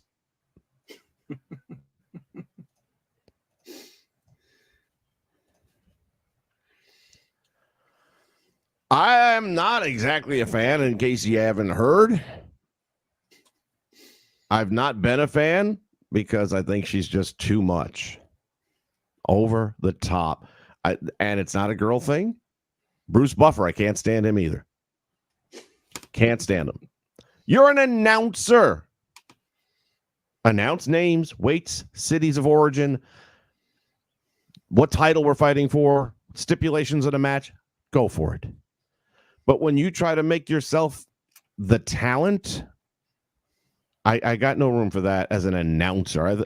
It's like being a referee in real life, okay? I refereed hockey for a little while after I got done playing it for a bunch of years. And my thought process was, hey, we're going to call these things, man. The stuff as a player, I kept on pissing and moaning about because they don't call it, they don't call this. And the guy that I was learning from said, listen, if you're a good referee, they shouldn't even know you're on the ice. If they know you're on the ice, it's because you're too much. Right. You're calling every damn penalty. These things are going to happen. You let it go. Yeah, the ones that are, where you have to, you do it. Well, it's the same thing. If you're an announcer, I knew Howard Finkel by voice. Yeah. And I enjoyed listening to his voice, but he was not part of the show in the look at me. Even Michael Buffer, he only got known for one thing, and that's the catchphrase. But after that, it was just announcing the guys. Yeah, right. It was just announced. I don't want to do that because then I have to pay him. Right. But at the same time, all that was is announcing people. Then you look at his brother, and he's got all these dramatics in this pointed to the corner, and look at me again. No, we're not here to look at you. Put on a pair of gloves, pair of shorts, get your ass kicked. We'll look at you. But we're not here for you. Now, here's the worst part. It wasn't bad enough that she was so loud and over the top. Now she cries. That's the new thing. She was emotional. 3 times. 3 fucking times. 3 separate matches. Now she's just going to cry every time. Oh my God, Bayley is the world champion. Oh, really? I honestly, 3 I matches. wasn't even. The only one I remember was the last one. I honestly, that's how much I pay attention to her, as I didn't even know she cried in 2 others. Problem is, the first one she cried in, which was on night 1, and I'm not even sure which one, Sami Zayn, she cried. Oh, that was the first. And then that got positive feedback from the internet world. Oh, hell, you just let the dogs loose now. See, and the bad part about it is, now that you say that, I was actually okay with her crying during the Cody thing, because I was doing the same thing. I was fucking crying. I'll admit it, but it's now that you say she cried in 2 other matches and it's because she got feedback. That just I don't know that it's because she got feedback, but I know she got feedback and did it 2 more times. Well, okay, 2 and 2 is 4, but it still is. So if that's the case, then the blonde ring announcer that would sing the national anthem at the pay-per-views. Lillian Garcia. God, I missed her. You. How did she manage to do it so well all those years and not be an over-the-top, attention-seeking? And she's got all the same connections to the wrestlers that she was announcing, and had to be just as happy for their successes and all that. Yet she kept her shit together. The only time I ever saw her emotional was the 9/11 show. Right. You had a thought? I was just going to say, as far as Lillian, she had a great pair of legs, so she didn't need to do all the theatrics to fucking get attention. Samantha's not a bad-looking girl. I don't want her sound like a dude when she announces, so that turns me off. Maybe Ricochet may like that. He might be that kind in the bedroom, but I'm not. I don't want a dude in the bedroom. I need a chick. Lillian Garcia would have fit the bill perfect. Just saying. I'll let her know next time I talk to her. All right, now let's get to our comment section. I just had to get through the recap first. This is going to be a long episode. I knew it. So Ricochet being pushed recently, Cody winning the title, Priest beating Drew, and Triple H denouncing sports entertainment. Sounds like it's definitely moving in the right direction. Great synopsis right there, Smooth. And I agree. I agree. Yep. 100%. What is my thoughts on Vince Russo hoping TKO fires Triple H to remove everyone that is connected with Vince McMahon, and they talk about Triple H marriage? Vince Russo is a piece of shit, and who gives 2 fucks what he thinks? Well, Jim Cornette does. Well, in that part, I don't give 2 fucks about what Jim Cornette says. There you go. Because it's not like Jim Cornette cares what he says. He just listens to every other word. Because here's the thing. They have had sellout places. Yeah.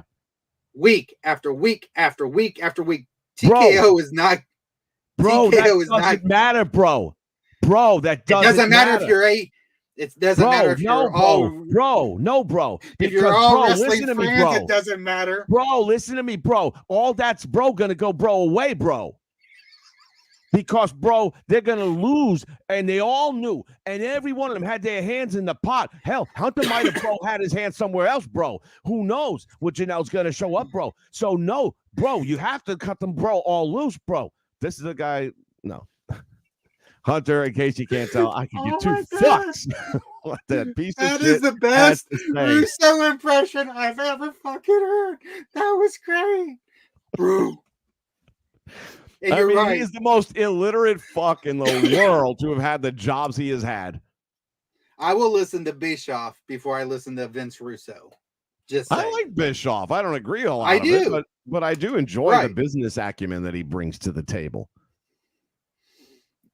All right, bro. What else, bro? Hold on, bro. Kevin Owens and Sammy never moved away from the indie stank. They both have no characters and look homeless. Wow. Oh, I'm sorry. That's what I like about. I grew See, I used to wrestle on the indies, and I know a lot of guys out on the indies. I have much respect for guys who can go from there to here. And, you know, if you don't like their characters, that's fine. But you got to admire the fucking work they put in year after year after year after year after year after year after year to get where they're fucking at. So. My only problem with Sammy is winning the match over Gunther. That's my only problem. He couldn't look. The solution was so simple. It was so fucking simple. It was there. You had Chad Gable, which most of us wanted to see. Also would not be believable. Also would not be believable. But you make it a triple threat. Yeah. And then either Chad or Sammy, who gives a fuck, pins or submits the other while Gunther went through a table on the floor and couldn't get back in to break it up. And Gunther stays strong. You put the belt on one of these two guys that the fans wouldn't mind having the belt on. And we move along and everybody's happy. But no, you're going to take Sami fucking Zayn, Soy Boy 2.0, fresh off of his salad lunch over in catering, and put down Gunther, who had to drop 150 pounds to get to 280. I'm sorry. I don't disagree with you. Me personally, I wanted it to be Chad. I wanted Chad to be the one to take down Gunther. I know you say that's not believable, but in my world it is, because he has the wrestling background, the legitimacy. Overcome 100-pound weight difference? Yeah, why not? I've seen the fights on fucking Twitter where these big guys come after these small guys and they whoop the fucking dog shit out of them because they have the experience. It can be done. Yeah, but Gunther has some experience too. He's not just a pro wrestler. I mean, he has some background in, I believe, in wrestling and maybe jiu-jitsu. Right. That's why that last match they did was fucking phenomenal. Right. So my point though is, and I get it's not real. I get it. Okay. We don't need another one of those tough man contests to prove it. What I'm saying is this: if those two guys legitimately had a fight tomorrow, who are you putting your money on? A real fight. I would go with Chad. I really would. I think you'd be losing your money. I might, but because in all honesty, they would have to lock up. I mean, Chad ain't gonna out punch him. He's got a friggin' reach differential of about 13 inches. So you ain't gonna punch him. You're eye to dick with him as it is. I mean, if you're eye to bag on his balls, I mean, that's about the only chance. Well, why not? If you're in an actual fight, go for it. Rip that shit off. I would see Chad going for a double leg takedown. I would see Gunther grabbing him and just jerking him off the floor, and after that, it's all over.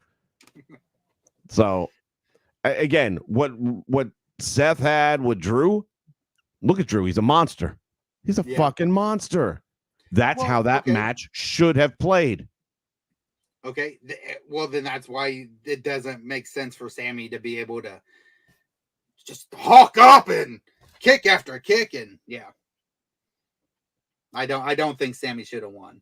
I love Sami to death. No, me neither. His characters, but I don't think he should have won. Or again, I don't mind him winning in a triple threat match. Gunther should not have taken a clean loss. Not to Sami. No. Not to Chad. Period. It was supposed, and let's remember, it was supposed to be Brock. Yeah, it was. You can do that. Yeah. You can do that and not hurt Gunther. Right, because Brock is a beast. Again, look at the match I had on mine. Again, that was simmed. Yeah. And Gunther went over in that match too, by the way. Okay, so just saying. But that was a brawl with two monsters out there. And that's what you couldn't have possibly had in the other one. But anyway, Hunter Iggy. Why does Stephanie McMahon have her wedding ring on her finger? I wasn't looking at her finger, so I don't know. She had a couple other things that I just couldn't get out of the way. Well, the fact that she mentioned, thank God it's warmer today. Yeah. They're not breaking up either, because in the post conference when Triple H said, I'm so happy she's back and all that, just seeing her out there, she hasn't lost a step. And actually, I can't tell you what I'm thinking right now. Right. So, yeah, they're together. Don't you worry about nothing. You're going to have to wait a little longer. It's not your time yet. Paul Heyman.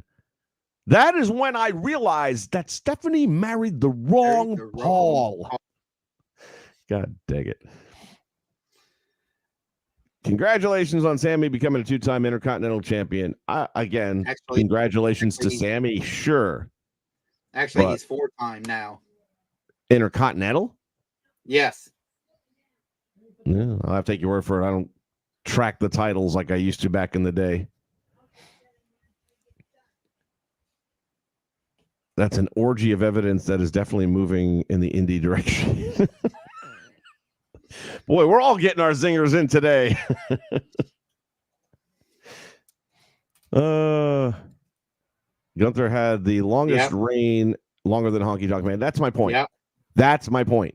Not only is he a legit beast, a legit monster, the leader of Imperium, not only all that, but he does, and unlike someone else who's bragging about the length of his reigns, but doesn't defend the title. Right. Gunther was putting the belt up on TV on a regular basis. Yep. So as much as I didn't want to see the Honky Tonk being replaced by anyone, I just always wanted him to be the greatest Intercontinental Champion of all time, even though Tito Santana is my all-time favorite. I was cool with it because this guy earned it, dropped so much weight, got into great shape, learned English well. Yep. There's a lot of folks from Japan that learn enough English to stumble. I mean, look, Shinsuke can't do a promo because he still can't speak enough English. But Gunther's learned enough English to do a good promo. He does excellent promos, actually. Because why? He's believable. Yep. You see a monster, a guy who will snap you in half if he decides it's time. And that guy doesn't get beat by Sami Zayn. He doesn't. And that's the other thing. I can't see him going after one of the world titles after losing to Sami. It's just like you lose to Sami Zayn, but now you're going to go after Damian Priest or Cody Rhodes. I don't see that playing out. Nope. All right, we're going to go speed run now. I'm going to just bang through these things quickly, so hopefully everything is going to be... Purist says, you bet it's a new era now that the term sports entertainment is officially starting to fade. I think last night they buried it officially. I don't think you're going to... I think we're back to pro wrestling, and God bless America. Infrared, my brother from another mother. How you doing, buddy? We just going over the Mania stuff here. Retro's in the house. Finally watch WrestleMania now. Yeah, we're all catching up, man. Like I said, that's a lot of wrestling in a short period of time. Yep. Can't believe folks actually thought that John Moxley was going to be the Shield theme last night. Dude, I don't say I thought he was. I mean, I just asked myself immediately the question, is his contract up? Drew told him, don't worry about the bloodline situation.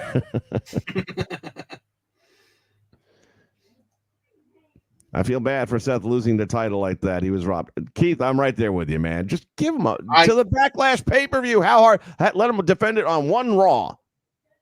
And maybe one SmackDown. Let him be the, I'll show you how it should have been done. Roman never defended the fucking title. Here it is. And let him have a couple of matches where he gets to have his hand raised with the belt, with the crowd, and then Backlash comes in however you want to do it. Then you take it off of him.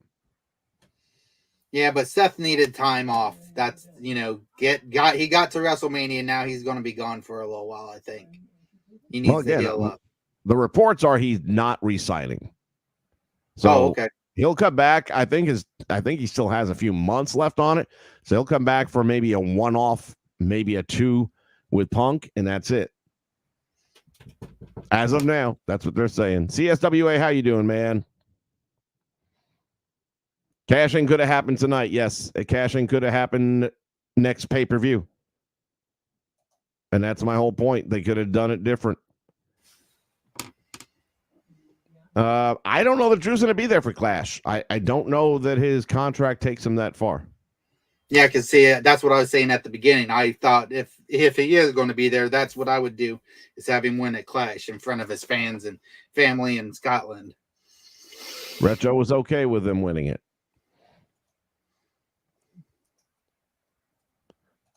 Well, it makes sense to do something like that. Yeah, but you could have done it a number of different ways, a number of different times. He could have done all that, and then at the last minute, Drew kind of kicks up or something like that, because Punk didn't really beat him down or anything.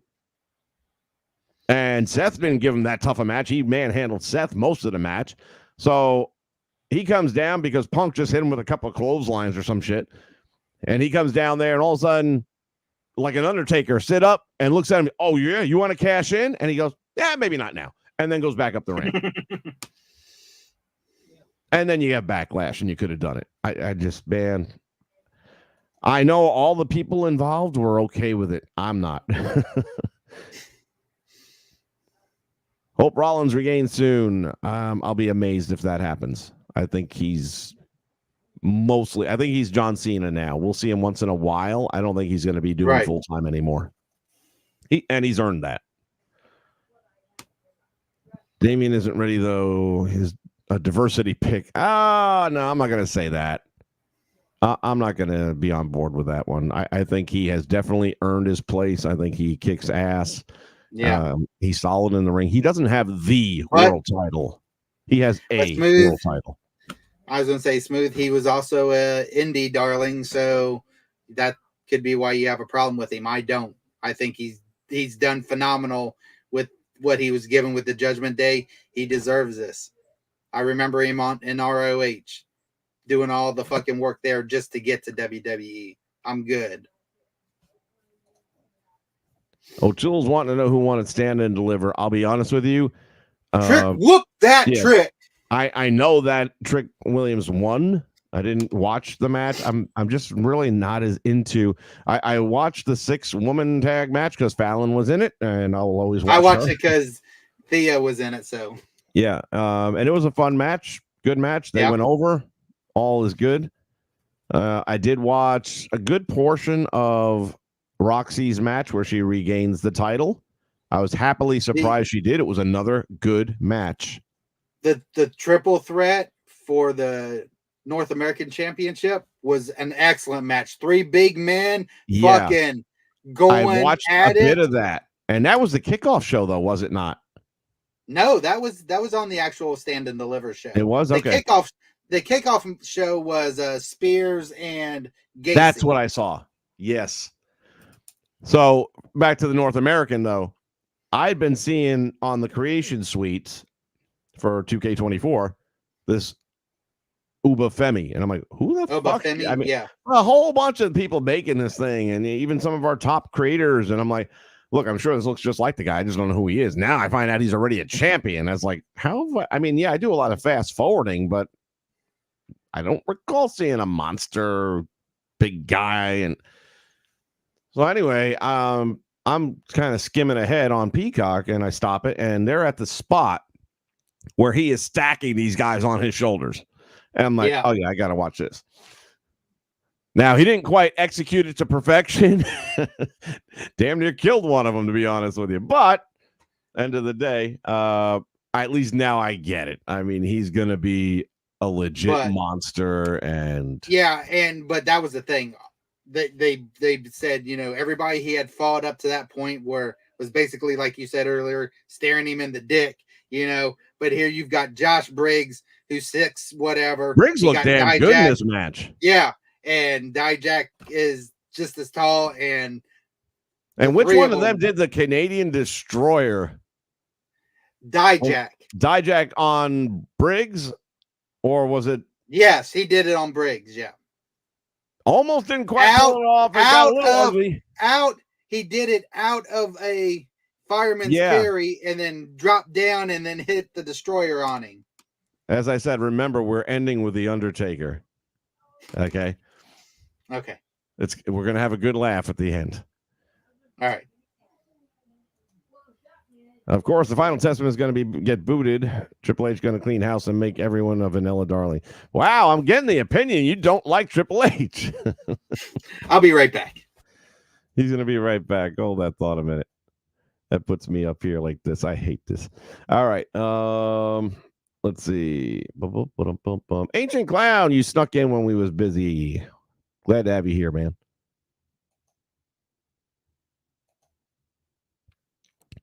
That was a build to No Mercy, I think. Yes, I believe you're probably right. Sheamus is pretty much done, is my understanding. Whether that means he's just going to be done with his contract soon and then go maybe to AEW or something like that, or maybe he'll take a role in the back, or maybe he's just going to go back to Ireland and be happy. But I don't expect to see too much more Sheamus in the ring. There's nothing you can do with Sheamus anymore. It's all been done. Clown says, lucky break for me because was just going to go play some Red Dead Redemption and thought I'd check really quick. Well, thank you. And I haven't picked up Red Dead in a long time. I should.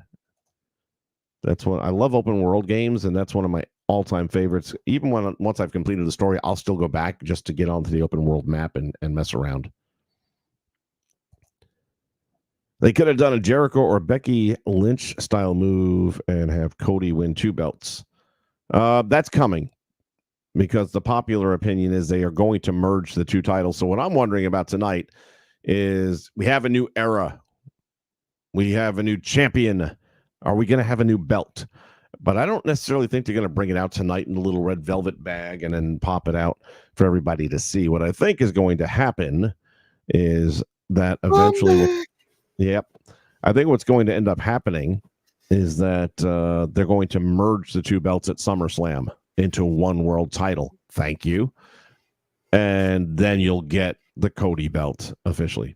Could be wrong. Okay. Maybe it'll be there tonight. Don't know. Normally, the new champion gets a new belt very quickly. Right. But I like I said, I would just prefer to see it down to 1 belt. And maybe, all right, so Cody gets the Cody belt tonight, let's say. And then when they merge the belts at, let's say, SummerSlam, he just sticks with the Cody belt, and the other one just goes away. Yeah. That works. Don't forget that Triple H say, glad I didn't get him. Oh, yeah, I talked about that earlier, Iggy. Right. That Ospreay basically isn't the right guy. This for all these people are like, oh, AEW is getting all the free time, but they got Mercedes, they got Ospreay, they got all these people, and their ratings drop every week. Yep. WWE is only taking the ones that move the needle. You had CM Punk, and you couldn't keep him. Oh, damn it. We can't go without this.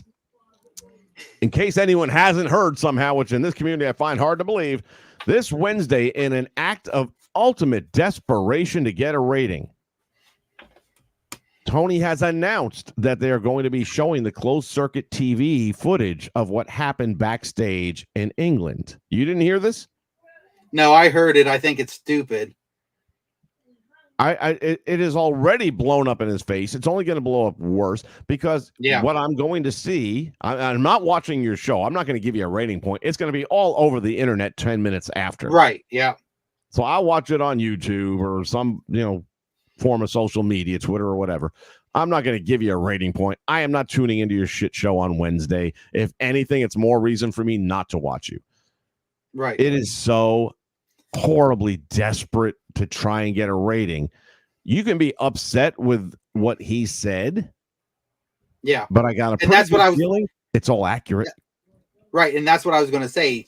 They wouldn't have even thought about doing this had he not had that interview with Hawani, and it got such a reaction. Now they're like, oh, we got to tell our side of the story or show our side. Whatever. We all know what happened. You had somebody being a little bitch in the back. Punk smacked him around. Well, this is all Tony, though. This is all Tony because he's butthurt because Punk said all this shit about him being a clown, which he is. No, he also said he's a nice guy. Yeah, but that's the problem. He's not a boss. He's not in control of anything, and he's a clown. Right. Yeah. You can't be everybody's friend when you're running a fucking business. And the fact of the matter is, if you don't realize you're a clown based on your ratings, how much money you're spending, how much talent is not necessarily happy, or talent you just signed saying, oh yeah, I'm going here to take the fucking money, then I'm going back to my home in 4 years. And she hadn't even been on the fucking show yet. In the first promo. Yeah. It's a special place in Tonyland. It really is. Mm. And then, not to be outdone, he sends Adam Copeland out there to shoot. Yeah. He opens up Dynamite. I only saw this because it got pushed onto my Twitter feed. And I'm like, oh, what the fuck? And Adam, if you were so miserable for all those years, you really should have left a lot sooner. Yeah. If life was bad. And by the way, all the shit that you're claiming you have over there, you would have still had over here in a much better environment had you just waited a little bit longer. You jumped the ship just a smidge too soon. Yep. I'm having the most fun I've ever had in wrestling right here. Well, yeah, it was all about that paycheck. He flashed that money, and Adam said, yep, I'll sell out. I'll go. Don't get me wrong. Fucking love him. Always will love Edge. But I think, I can get going and wanting to have that one last run with Christian. I get that. I really do. But, I mean, if you're going to, just because you're there, don't mean you have to bury your previous company. You don't. So. I'm going to try and keep that in mind, too. Girlfriend finally found another job. Yes. I am free. Yes. Man. I can say F you anytime. What was I watching? Roman? I think the Roman documentary where, in the beginning and certain different angles that he was in, and I knew this wasn't going to work, but I didn't have FU money yet. Yes. Yep. I've heard that. I didn't, and I was like, that's exactly how I feel right now. I'm not rich, but I got enough money where I could say, fuck you, and walk out, and I'll be all right. I'll be all right. I got enough to, take a little time off, relax, look for the right job. But as soon as I heard him say that, I was like, man, I can totally relate to that. And now I have a term for it. Yep. And this last week, everyone there at work, man, they seen a new different version of me. They don't know why, because we ain't told nobody about her yet. I'm glad. That's going to be a surprise with very little notice. I know you guys have been working towards that for quite a while. So yeah, 2 years, man. Yeah. Gail Lyon says, I'm a Cody crybaby. I'm there with you. I was really, really happy for him. I'm not going to say I didn't shed a tear. It'd be impossible. And part of what Cole said in the wrap up at the end is this is the time of year. This is the kind of event that really makes you understand what it's like to be a wrestling fan. And he's talking about all the emotions that get caught up in this, because even though the outcomes are predetermined, it's no different than the outcome of Titanic or Star Wars or the Marvel Universe. When all the heroes were getting killed off in the right before Armageddon one, people were crying, Spider-Man's dead. Yeah. And then in the last one, Black Widow sacrificed herself. I'm pretty sure she's not really dead, but it's sad. It's emotional. You're vested in the characters. Yeah. So for people that don't get it, that's what it's about. And yes, Gail's right. Cody crybaby. Neil says, what a fucking match. Hey, what did I just say about that word, okay? I'm tired of everything being bleeped. Citron, been a minute, Melly. How you doing? I've said it before. I'll say it again. People, watch YouTube streamers and steal storylines, because I've seen it before. Again, if y'all want to know what I'm talking about, go to my WrestleMania 2K24 show from yesterday. It's 3 hours long. About halfway in the middle of it, you'll find the spot right after the Chelsea Green match. There's a 12-minute segment where I put a bunch of highlights together from 2011 up through like a year or so ago. And look at the 2011 WrestleMania highlights, and you're going to see a main event that looks awfully familiar.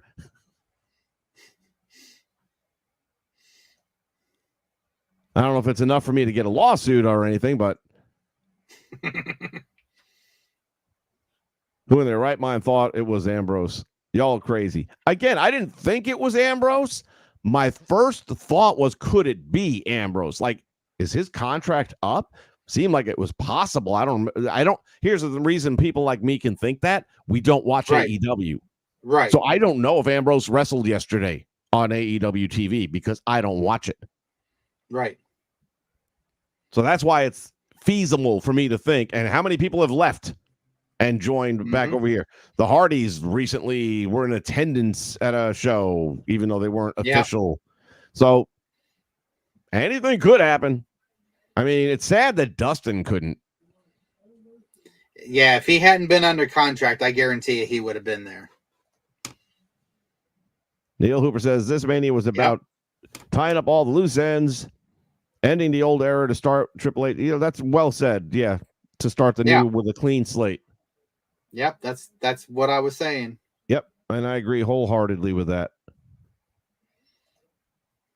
Decades of closure, says the Ancient Clown. I guess we're all on the same page then. QT Marshall, Dustin, and Ricky were all there. That was QT I saw up there. Okay. Maybe he was up there. Okay. Dustin, was he on that shot, though? I didn't see him in the... I didn't see him on the shot, but I can believe he was there. Yeah. Oh, I'm sure he was in the building. I mean, like Bailey was there for Sasha. Right. But I'm saying if he wasn't under contract, he would have been part of that match. I guarantee it. But, I mean, even not being part of the match, if he could have just come down to the ring with Mom and Brandy. And hey, not for nothing, Brandy got a little pop. Yes, she did. During the entrance. Don't let it go to her head, though, because that's enough, Brandy.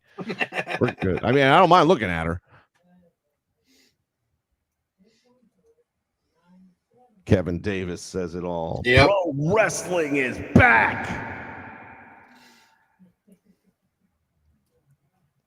And for Red, she doesn't know the results of the matches. She prefers it that way. It's called shock value.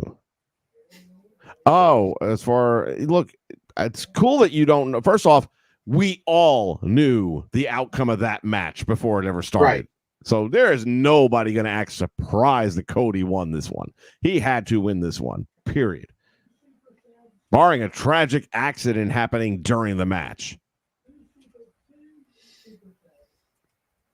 But again, you can be happy. And if it was just the Cody match, I'd be like, here she goes. I wouldn't be harping on it. But she's crying for Sammy. She's crying for, help me, Bailey. Cry. It's like, get a fucking box of tissues and let an adult take the mic. Be professional. You're part of the show. Act like it. At least Cole kept it together till after, Cody came down and was hugging him. Then he got emotional. But you know what? I can deal with Cole. You know why? For 25 fucking years, Vince McMahon in your ear telling, why did you say that? I mean, this man has been freed of prison. Well, not only that, like he said, he watched Cody grow up backstage. So, when you watch somebody like that grow up and finally achieve something that that family has wanted for so long, I get his emotion. And like Triple H said in the press conference, Cody is that guy. You can't make a baby face like Cody. You have to be Cody. Yeah. Cody's legitimately that nice a guy.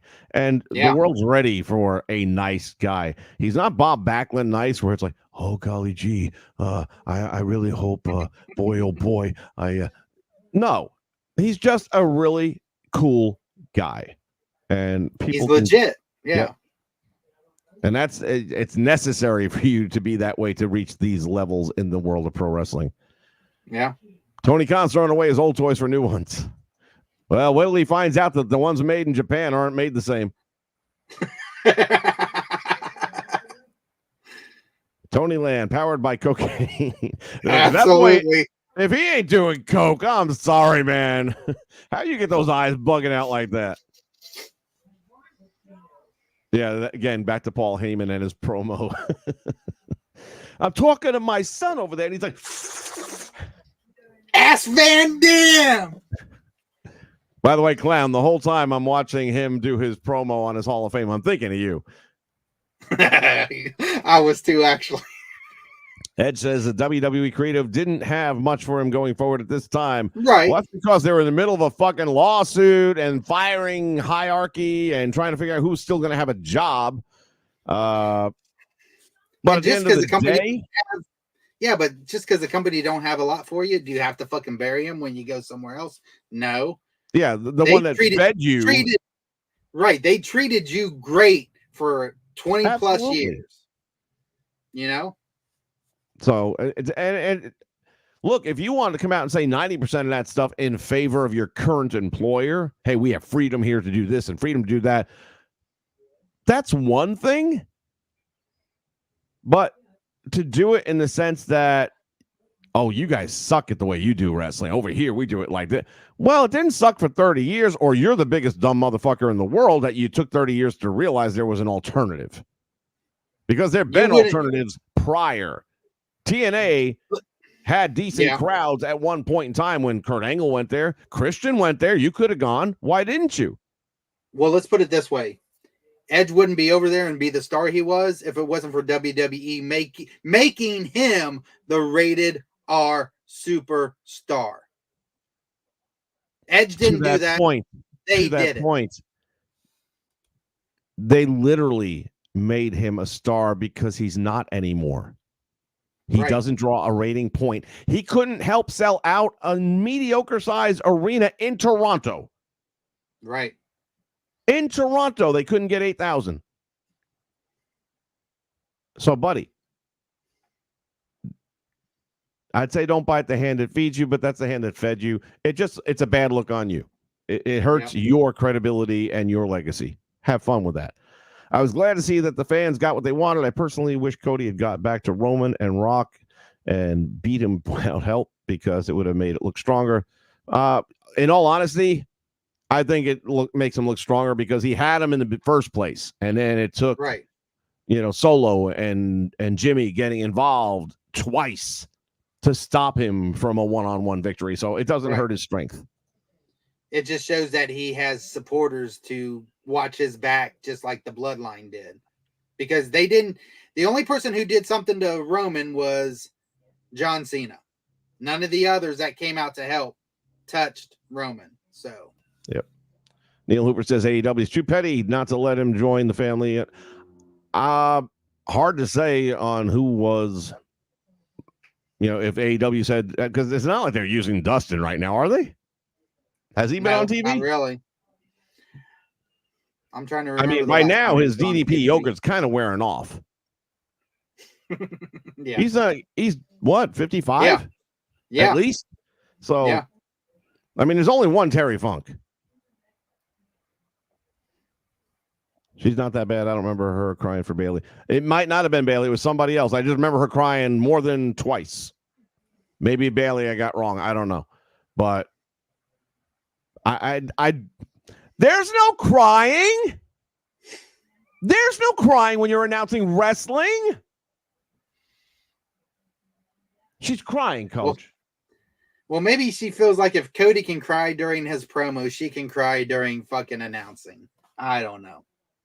I think maybe he said cut the delivery of soy to the friggin' catering department.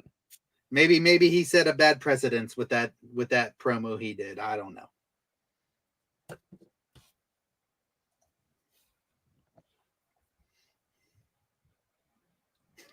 Well, again, everyone entitled to their opinion. I just don't care for the way she does what she does. I feel like she's trying to absorb some spotlight for herself, and that's not the role of the ring announcer. You're not supposed to be a part of the characters. They've never been historically. I feel like she's just over embellishing everything to the point where it's like, to me, it's nails on a blackboard. It's just her voice annoys me. I just can't. McMahon never liked Christian. Nothing special. Well, I said that about both of them. Back when Edge and Christian were a big deal, and I'm like, why? Then when they started doing the, folks with flash photography, I started 5-second poses. Yeah, I started getting into them then. But they were better at the comedy than they were the serious. Yeah, and I like the Brood only because of Gangrel and the whole entrance and the blood and all that. But really, mostly for him. If he wasn't part of that equation, then I wouldn't have been into that. Yeah, because the Brood worked just as well with the Hardys as part of them. So, Yeah, AEW can't sell out North Charleston Coliseum, which is a hotbed for wrestling, and they have a lot of names that are recognizable to that audience. Yeah. So again, Tony's not happy about what happened with CM Punk talking to Ariel.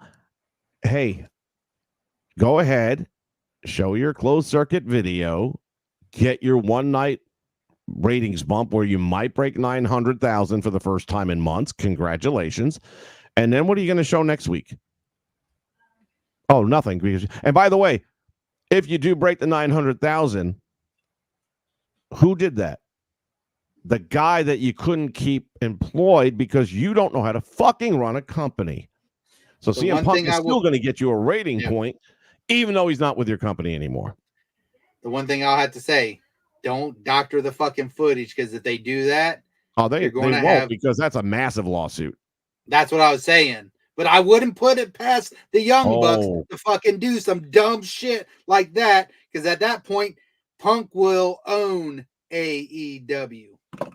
All right. Enough serious bullshit. That's all for WrestleMania. That's all for Samantha Irving. Undertaker. That's all for Ricky Starks. Now, as promised, I debuted Survivor Series 1990. The very first tombstone that I give was to Coco. I get backstage. Coco gets me in the hallway. Somebody gives you your body, you got to be able to protect them, man. You hurt my neck. Anyway, it got to the point where I'd apologized all I could apologize for, and I was like, I've apologized to you as much as I know how to do. I said, if you're not going to accept that, maybe we need to go out in the lot. Oh, come on! It didn't deserve all that. Now, Folding him up like a cheap card table. Anyway, I was. Coco used to be. You were going to take him in the lot and beat the shit out of him. I would apologize. That was vicious. Oh my god! I don't know who the dude in the orange sweater was, but his facial. You were gonna kick his ass after you folded him like a fucking accordion. You got Coco Beware standing 5'2" and you're 7'3", and you're gonna what? I gotta do it again. I debuted Survivor Series 1990. The very first tombstone that I give was to Coco. I get backstage. Coco gets me in the hallway. Somebody gives you your body, you got to be able to protect them, man. You hurt my neck. Anyway, it got to the point where I'd apologized all I could apologize for, and I was like, I've apologized to you as much as I know how to do. I said, if you're not going to accept that, maybe we need to go out in the lot. Oh, come on! It didn't deserve all that. Now, Folding him up like a cheap card table. Anyway, I was. Coco used to be. You were going to take him in the lot and beat the shit out of him. I would apologize. I apologized.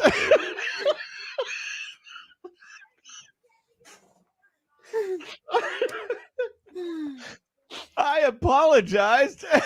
Sorry, I broke your fucking neck and you're in a wheelchair. I apologized. Sorry, I fucking made you go from 5'2" to 4'8". Oh my god, that dude in the orange sweatshirt. I don't know who he is, but he made my day. Look, just the facials. You don't need to do all that. I apologized. And then you were going to take him out in the lot and kick his ass. You didn't do enough, right?